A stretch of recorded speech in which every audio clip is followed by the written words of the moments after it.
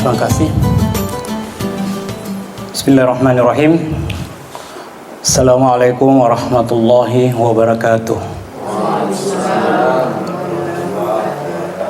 Innal hamdalillah wassalatu wassalamu ala Rasulillah wa ala alihi wa sahbihi wa mawala. Subhanaka la ilma lana illa ma 'allamtana innaka antal alimul hakim. Yang saya hormati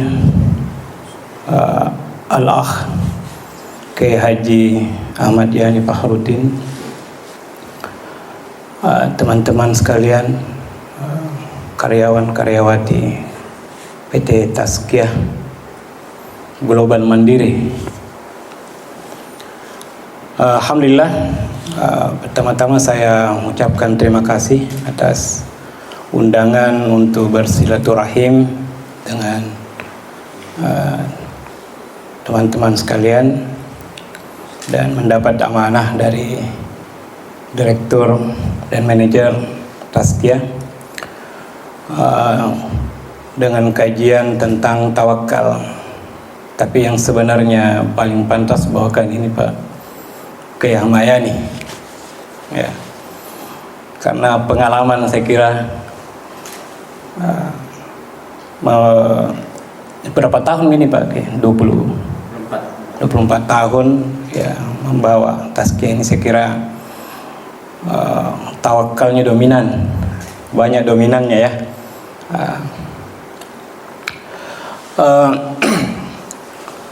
Pembicaraan tentang tawakal itu sangat berbeda dengan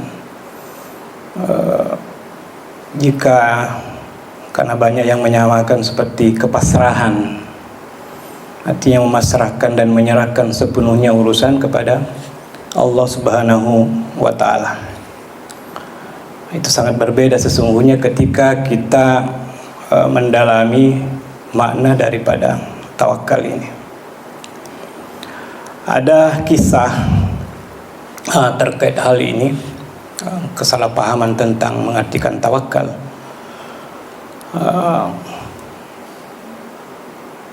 Ibrahim, saya kira kita sering membaca kisah-kisah sufi ya. Ibrahim bin Adham ini punya murid namanya Syaqiq al-Balkhi. Suatu ketika Syaqiq al-Balkhi ini minta izin ke gurunya, ingin berdagang keluar. Jadi dia berjalan, tidak lama kembali. Ya, ditanya sama gurunya, kenapa kembali? Katanya mau berdagang. Bilang, Syekh, saya dalam perjalanan itu menjumpai di sewaktu istirahat di sebuah telaga, saya mendapati burung. Ada burung kecil, mungkin terluka, sayapnya tidak bisa terbang. Tapi tidak lama kemudian datang burung besar bawa makanan untuk burung kecil ini. Jadi saya berpikir, inilah namanya rezeki seseorang, wa min dabbatin fil ardi illa 'alallahi rizquha, bahwa Allah menanggung rezekinya semua makhluk ya, burung sekalipun, apalagi manusia. Jadi saya memutuskan untuk kembali berguru ya, karena Allah sudah menanggung rezeki. Buktinya itu burung tidak bisa terbang, tidak bisa apa-apa, tapi datang burung atas perintah Allah membawakan dia makanan. Jadi gurunya bilang, tidak seperti itu ya. Kenapa kau tidak berusaha menjadikan dirimu seperti burung besar itu, bukan malah burung kecil yang tidak bisa melakukan apa-apa? Kenapa kau tidak berusaha untuk menjadikan dirimu seperti burung besar itu yang memberi manfaat, yang membawakan makanan kepada burung yang tidak berdaya itu? Dan kau sebagai manusia menjadi manusia yang bisa memberi manfaat kepada sesamamu ya. Nah, ini salah satu koreksi bahwa sungguhnya tawakal kita, bahwa kepercayaan kita atau keimanan kita kepada Allah Subhanahu wa Ta'ala, bahwa semua itu sudah ditanggung dan ditetapkan oleh Allah Subhanahu wa taala, tetapi dalam posisi yang aktif, ya. Kisah yang sangat selalu terkait dengan tawakal ini, kisah ketika Nabi Shallallahu Alaihi Wasallam menegur seorang sahabat yang datang ke masjid, ya. Begitu sampai di masjid, dia tinggalkan untanya, kemudian masuk ke masjid, ya. Tanya oleh Nabi, kau apakan untamu? Bilang, saya biarkan, kan ada Allah yang menjaga, ada Allah yang menanggung. Bilang, tidak, ikilha summa tawakal, ya, ikat dulu baru kau bertawakal. Itulah tawakal yang benar, ya.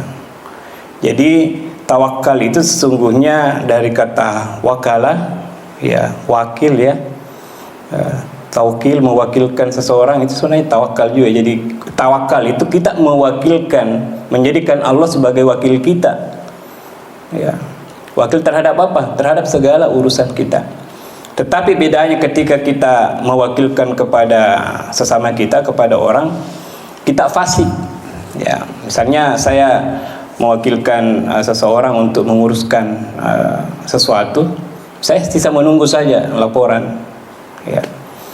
Kalau misalnya tidak sesuai, saya cabut perwakilan saya dan berikan mungkin kepada yang lain.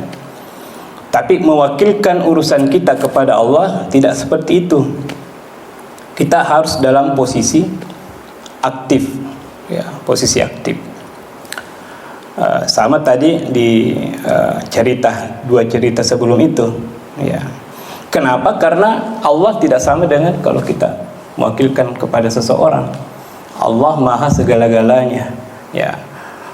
Kekuasaan Allah tidak terbatas. Kalau manusia terbatas. Kalau kita melakukan sesuatu pasti ada evaluasi. Tapi kalau kita segala urusan kita wakilkan kepada Allah Subhanahu wa taala, selesai, ya. Tapi prosesnya harus melewati 3 tahapan. Mulai dari tahapan niat, kemudian pelaksanaan, dan hasil, ya. 3 ini harus melibatkan Allah Subhanahu wa taala, melibatkan keyakinan kita bahwa Allah, pengetahuan Allah, ya, segala-galanya. Pengetahuan manusia itu terbatas.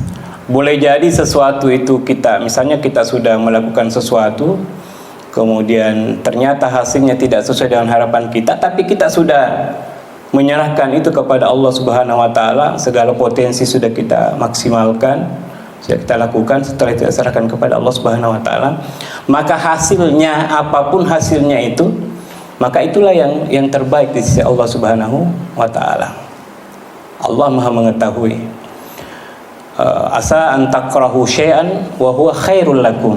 Boleh jadi sesuatu itu kau nilai secara kasat mata, secara lahiriah, tidak sesuai harapan, kau anggap itu sesuatu yang tidak baik, tapi di sisi Allah Subhanahu wa taala itulah yang terbaik. Wa asa an tuhibbu syai'an wa huwa syarrul lakum. Sebaliknya boleh jadi sesuatu itu kau suka, tapi ternyata di sisi Allah Subhanahu wa taala itu tidak baik. Nah, karena itu segala urusan kita mulai dengan niat kita gantungkan kepada Allah Subhanahu wa taala. Demikian pula pada saat pelaksanaan, ya, kita diajarkan setiap mau keluar, ya, bismillahi tawakkaltu 'alallah wala haula wala quwata illa billahil aliyil azim. Kalaupun nanti ada sesuatu yang tidak kita inginkan terjadi di dalam perjalanan kita, ya, yakini bahwa, ya, kita kan sudah menyerahkan kepada Allah, maka yang terjadi inilah yang terbaik. Boleh jadi kita dihindarkan dari sesuatu yang jauh lebih besar daripada apa yang kita dapatkan pada saat itu, ya, seperti itu. Kemudian di dalam hasilnya saya kira, ya, seperti itu, yang ukuran-ukuran manusia itu sangat terbatas, dan hasilnya itu akan memberikan ketenangan, karena kita yakin bahwa inilah pilihan Allah Subhanahu wa taala. Imam Ali karramallahu wajhah pernah mengatakan bahwa jika saya meminta sesuatu kemudian Allah kabulkan, maka saya tidak puas. Ya, sesuai dengan permintaan saya Allah kabulkan, saya tidak puas. Tetapi ketika saya meminta sesuatu kemudian ternyata tidak seperti yang saya inginkan, maka saya puas 1000 kali. Kenapa? Karena yang pertama adalah pilihan saya, yang kedua itu adalah pilihan Allah Subhanahu wa ta'ala, dan pilihan Allah jauh lebih baik. Nah, apa manfaat daripada kita senantiasa menyerahkan urusan kita kepada Allah Subhanahu wa ta'ala? Yang pertama, tanpa kita sadari mungkin bahwa ketika segala urusan kita serahkan kepada Allah Subhanahu wa ta'ala, maka selalu ada bantuan. Apakah bantuan itu dari orang-orang dekat kita atau dari orang-orang lain yang Allah arahkan untuk itu. Ya, keyakinan kita, wa may yatawakkal 'alallah fa innallaha azizun hakim. Ya, barang siapa yang selalu bertawakal kepada Allah Subhanahu wa ta'ala, maka ketahuilah Allah itu maha perkasa dan maha bijaksana. Ya, ceritanya itu pernah kisahnya Nabi yang mau ditebas sama Suraka bin Malik, ya. Tiba-tiba ketika Suraka menuju kepada Rasulullah SAW, bumi bergerak dan terbelah sehingga menenggelamkan Suraka. Ya.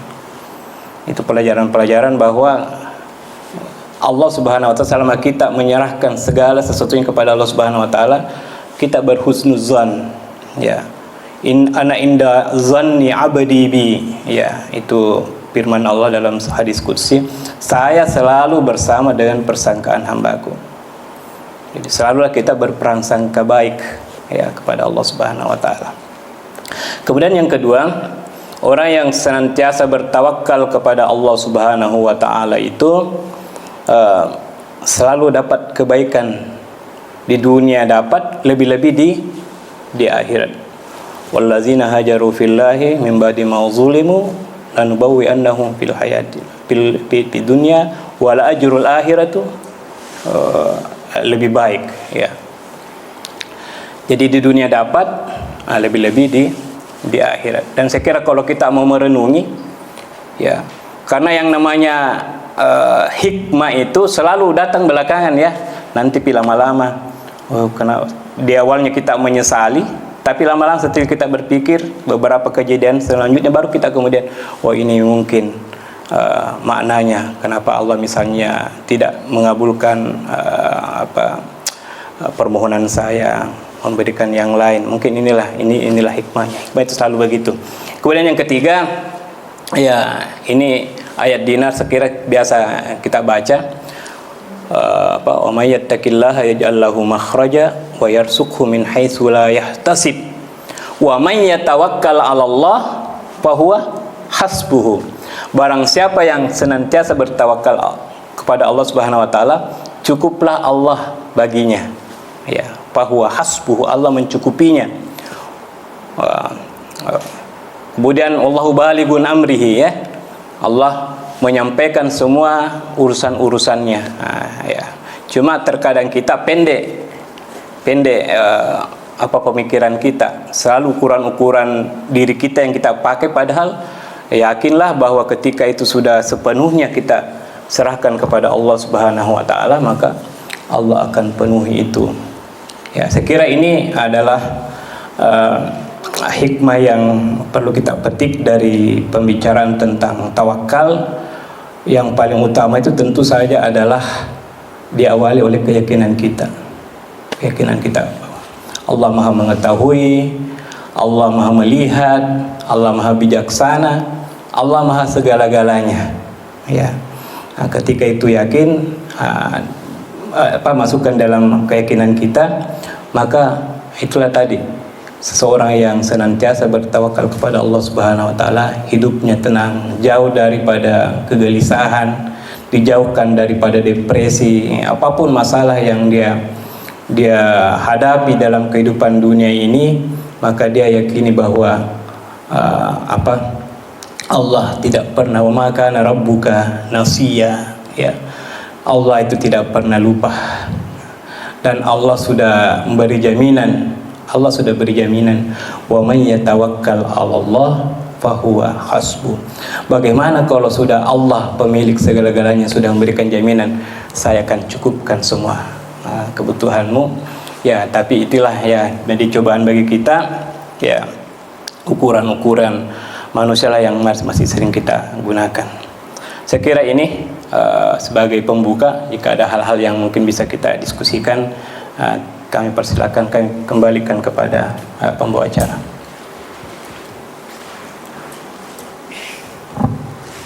Demikianlah tadi pengantar diskusi tentang tawakal. 1 tahun lebih Pak saya tidak di sini. Ya, alhamdulillah bisa. Dan kesyukuran dulu itu termasuk kayaknya tawakal juga dulu itu. Waktu saya mau berangkat umroh, ya, karena tawakal itu ternyata ada pertolongan ketika gagal di teman yang lain datang ngajian ini. Bahkan kami berangkat sampai 7 orang ya. Ya, alhamdulillah luar biasa.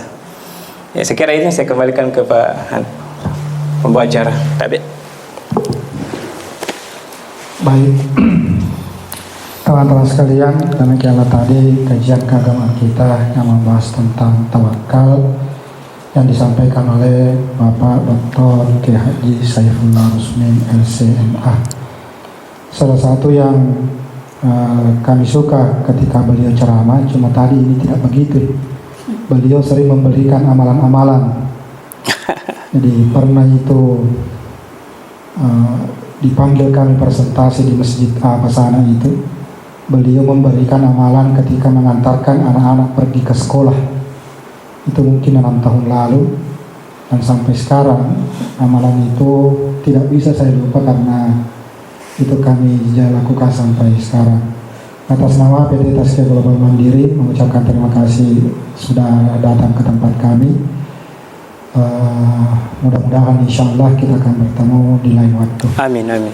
Insya Allah untuk besok kegiatan keagamaan kita hiatuskan, hentikan sementara karena salat Jumat ya. Hari Senin akan dibawakan oleh Dr. Rauf Amin LCMA dan akan membahas tentang takwah, khususnya mengkaji hubungan hamba, posisi hamba dan posisi Tuhan di dalam kehidupan sehari-hari. Sekian dari kami. Assalamualaikum warahmatullahi wabarakatuh. Waalaikumsalam warahmatullahi wabarakatuh. Tazkiyah Tour, tenang di setiap langkah.